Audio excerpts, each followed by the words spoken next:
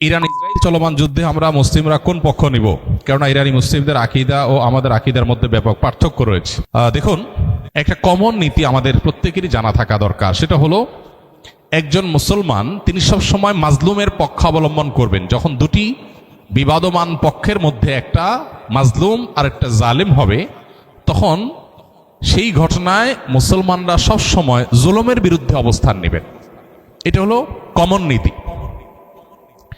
এমনকি জুলুমের শিকার মানুষটা যদি অমুসলিমও হয়, তারপরেও তার প্রতি মুসলমানের সিম্প্যাথি থাকবে। মুসলমান কখনো জুলুমের সাথে সঙ্গ দিবে না, যদি জালেম মুসলমান হয়। অতএব আপনার সাথে কোনো মাজলুমের যদি আকীদাগত মতপার্থক্য থাকেও, সেই মতপার্থক্য আপন জায়গায় থাকবে, সেটাকে আপনি রাখবেন, এবং বিরোধিতার জায়গাটাও আপন জায়গায় থাকবে। কিন্তু এতৎ সত্ত্বেও যদি সে জুলুমের শিকার হয়, তাহলে আপনি জুলুমের বিরুদ্ধে অবস্থান নেবেন। অন্তত সার্বিকভাবে, সামগ্রিকভাবে আপনি সেটার বিরুদ্ধে অবস্থান নিতে না পারলেও মানসিকভাবে হলেও তার বিরুদ্ধে আপনাকে অবস্থান নিতে হবে। এটা হলো মৌলিক নীতিমালা। মুসলমান কখনো জালেমের পক্ষে যেতে পারে না, মাজলুমের পক্ষ মুসলমান সবসময় নিবে। এক্ষেত্রে সূরা রোমের যে ঘটনা, সেটা আমাদের জন্য একটা বিশেষ নির্দেশনা হতে পারে।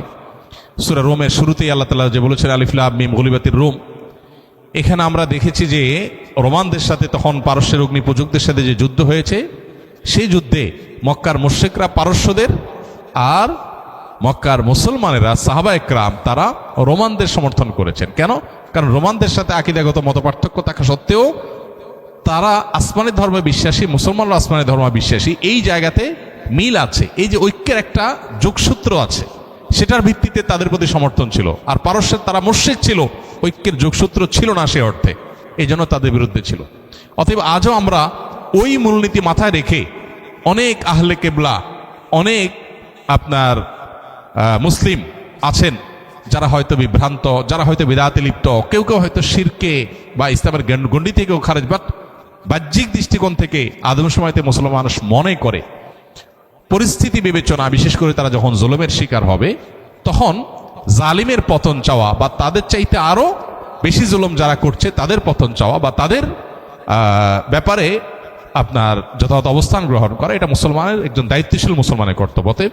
সেই স্ট্যান্ড বা সেই অবস্থানটা আমাদের এক্ষেত্রে হতে পারে। এছাড়া এটা তো ঠিক যে সিরিয়া যুদ্ধে ইরাকে বহু সুন্নিকে তারা হত্যা করেছে, নির্মমভাবে হাজার হাজার লক্ষ লক্ষ সুন্নিকে তারা হত্যা করেছে। মূলত পৃথিবীতে মানুষের পাপের কৃতকর্মের প্রায়শ্চিত্ত মানুষকে করতে হয়। বিশেষ করে জুলুম যদি করে কেউ, তাহলে জীবদ্দশাতেই তার প্রায়শ্চিত্ত করতে হয়, আখিরাতে তো আছেই।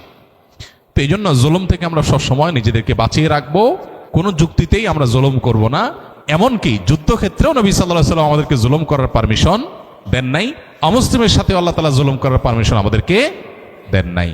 অতএব যেই জুলুম আল্লাহ নিজের জন্য হারাম করেছেন, হাদিসে কুদসিতে আল্লাহ বলেছেন, ইন্নী হারামতু যুলমা আলা নাফসি, হে আমার বান্দারা, তোমরা জেনে রাখো আমি নিজের প্রতি নিজে জুলুমকে হারাম করে রেখেছি। ফালা তাযালামু, অতএব তোমরা একে অন্যের প্রতি জুলুম করিও না। এটা আল্লাহর কথা, হাদিসে কুদসি তিনি বলেছেন। সো জুলুম থেকে আমরা হাজার মাইল দূরে থাকবো, আমার দ্বারা যেন কারোর প্রতি অবিচার না হয়। কারণ জুলুমের পক্ষে যারা থাকবে তাদের পতন অনিবার্য, আজ হোক আর দুদিন পরে হোক। আমি আব্দুল্লাহ, একজন ক্যান্সার রোগী। আমাদের ফ্যামিলিতে আমার বাবা চাচারা অল্প বয়সে মারা যান। তাই আমার ছোট ভাইয়ের বউ বিষয়টি নিয়ে একজন আলেমের সাথে কথা বললে তিনি আমার নাম আর আমার পিতামাতার নাম জেনে জানতে পারেন আমাদের পরিবারে পুরুষদের উপরে অনেক আগ থেকেই কালো জাদু করা হয়েছে, এবং তিনি তখন জিজ্ঞাসা করেন আমাদের মধ্যে বর্তমানে কোনো ক্যান্সার রোগী আছে কিনা। যেহেতু অনেক আগেই কালো জাদু করা হয়েছে, তাই সেটি দূর করা নাকি অনেক কষ্টকর হবে। কোরআন ও হাদিসের আলোকে আমি এর সমাধান চাচ্ছি, আর যাতে আমাদের পরিবারে কেউ ক্ষতিগ্রস্ত না হয় তার জন্য কি করণীয় দয়া করে জানাবেন। দেখুন, ব্ল্যাক ম্যাজিকের সাথে ক্যান্সারের একটা যোগসূত্রের কথা অনেক অভিজ্ঞ এবং নির্ভরযোগ্য রাকিদের কাছ থেকে আমি শুনেছি। তারা তাদের অভিজ্ঞতার কথা বলেছে যে ক্যান্সারের মতো দুরারোগ্য ব্যাধি, এর সাথে ব্ল্যাক ম্যাজিকের কানেকশন অনেক বেশি। কিন্তু এখানে যেটা বলা হলো যে কোনো ব্যক্তির নাম, পিতার নাম জেনে ওই বংশের সবার ডায়াগনোসিস করা হচ্ছে, অনেক নির্ভরযোগ্য রাকিদের মতে এটা সঠিক নয়। এবং এই পদ্ধতিটা মূলত রুকিয়ায়ে শরঈয়া বা শরিয়া সম্মত যে রুকিয়া তার মধ্যে এই পদ্ধতিটা পড়ে না। রুকিয়া শরঈয়ার সবচাইতে সহজ এবং স্বাভাবিক পন্থা হলো ডায়াগনোসিসের, যে কোরআনে কারিমের তেলাওয়াত, রুকিয়ার আয়াতগুলোর তেলাওয়াত এবং এ জাতীয় বিষয়াশয়গুলো যখন করা হয় তখন রোগী তার মধ্যে একটা অবস্থার পরিবর্তন হয়, অস্থিরতা আর না হলে প্রশান্ত অনুভব করা, এগুলো দেখে মোটামুটি রাকিরা নিরূপণ করেন যে সে এফেক্টেড কিনা। আরও নানাবিধ উপায় আছে, এটা তার মধ্যে একটা। তো এই যে নাম বাপের নাম জেনে পুরা গোষ্ঠীর ডায়াগনোসিস করা, দূর থেকে শুধুমাত্র এই নাম দিয়ে ডায়াগনোসিস করা, এটাকে রুকিয়া শরঈয়ার সাথে জড়িত রাকিরা সঠিক বলেন না। এটা হলো একটা কথা। দ্বিতীয় কথা হলো যে আমরা আত্মরক্ষা কিভাবে করতে পারবো। আসুন্নাহ ফাউন্ডেশন থেকে ইনশাআল্লাহ আগামী সপ্তাহের মধ্যে আশা করছি আমরা একটা লিফলেট আমরা প্রকাশ করব, যেটা আসুন্নাহ ফাউন্ডেশন অফিস থেকে সংগ্রহ করা যাবে বা অনলাইন থেকে আমাদের ওয়েবসাইটগুলো থেকে ডাউনলোড করে নামিয়ে নেওয়া যাবে। কেউ চাইলে ফ্রি সংগ্রহ করে বিতরণও করতে পারবে ইনশাআল্লাহ। সেখানে আমরা জিন, জাদু ইত্যাদিতে আক্রান্ত মানুষদের সিমটমগুলো কি থাকে সাধারণত সেগুলোকে আমরা একত্র করে দিয়েছি এবং সেখানে ব্ল্যাক ম্যাজিক এবং দুষ্ট জিন, বদনজর এগুলোর আক্রমণ থেকে, এগুলোর উপদ্রব থেকে নিজেদেরকে সেফ বা নিরাপদ রাখার উপায় কি, কোরআন হাদিসের আলোকে অনেকগুলো গাইডলাইন সেখানে দেওয়া আছে। এগুলো আমরা মেনে চললে আশা করা যায় আল্লাহ তাআলা আমাদেরকে হেফাজত করবেন। এর ভিতরে মোস্ট কমন হলো সকাল সন্ধ্যার দোয়া এবং জিকির, এটা যাতে কোনো অবস্থাতে মিস না হয়। বিশেষ করে সকাল সন্ধ্যা দোয়া জিকিরের মধ্যে রক্ষা কবচ যে দোয়া জিকিরগুলো আছে এগুলো কিন্তু খুবই গুরুত্বপূর্ণ। তিনকুল, বিসমিল্লাহিল্লাযী লা ইয়াদুররু মা ইসমিহি, তারপরে আপনার হাসবিয়াল্লাহু লা ইলাহা ইল্লাহু, আয়াতুল কুরসি, এই রক্ষা কবচ আমলগুলো বিশেষভাবে পালনীয় সকাল সন্ধ্যায়।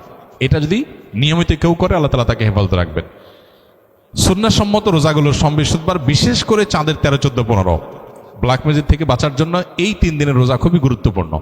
রোজা এখন ডাক্তাররাও রাখতে বলে স্বাস্থ্যের জন্য ভালো, নবী সাল্লাল্লাহু আলাইহি ওয়াসাল্লাম বহু আগে বলে গেছেন। এখন সেটার নানা স্বাস্থ্যগত উপকারী দিকও আমরা জানতে পারছি। অতএব আইয়াম বীজের রোজাগুলো রাখলেও সেহের ইত্যাদি থেকে, ব্ল্যাক ম্যাজিক ইত্যাদি থেকে আল্লাহ তাআলা হেফাজত রাখবেন। তৃতীয়ত, বাসা বাড়িতে কোরআনে কারিমের তেলাওয়াত, এটার পরিমাণ আমাদের বাড়ানো দরকার।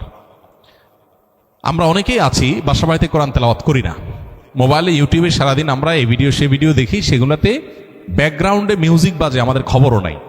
যে বাসায় মিউজিক বাজবে সে বাসায় শয়তান আসবে, মানুষ এফেক্টেড হবে, নানাভাবে আক্রান্ত হবে, এটা খুব স্বাভাবিক।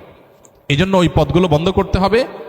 আর এই দিকে এসে কোরআনে কারিমের তেলাওয়াত বাড়াতে হবে। শুধু তেলাওয়াত না, সরবে তেলাওয়াত, উচ্চস্বরে তেলাওয়াত।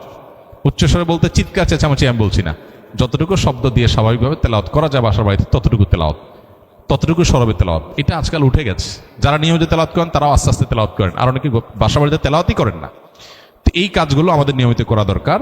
এর বাইরে আরও বেশ অনেকগুলো গাইডলাইন দেওয়া আছে আমাদের ওই লিফলেটে। ইনশাআল্লাহ লিফলেটটা আপনার আগামী সপ্তাহ থেকে আশা করি পেয়ে যাবেন। আল্লাহ তাআলা আমাদের সবাইকে এ জাতীয় সব অসুবিধা থেকে, দুরারোগ্য ব্যাধি থেকে, মুসিবত থেকে হেফাজত রাখুন।